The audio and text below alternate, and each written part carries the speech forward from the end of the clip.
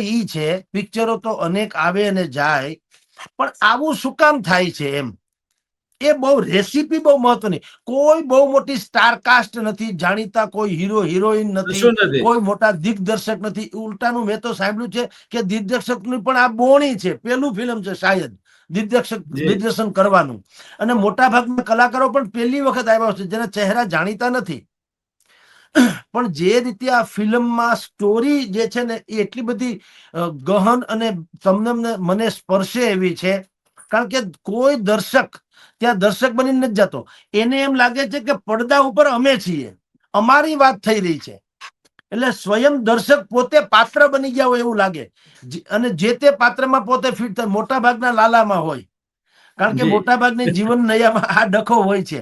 અને ભાગશાળી સાચું. હોય અને તુલસી જેવી પત્ની મળે. જી હા, તો મોટા ભાગના પોતાને લાલામાં જુએ છે અને અનેક સમસ્યાથી ગ્રસ્ત હોય છે. પછી એવી ભાગ્યશાળી, મેં કીધું એમ, એવી તુલસી જેવી પત્ની હોય છે. અને એને પરમાત્મા કઈ રીતે કૃષ્ણ સદા સહાયતે, એ લાલા ફિલ્મ જે છે એની નીચે લખે છે કૃષ્ણ સદા સહાયતે.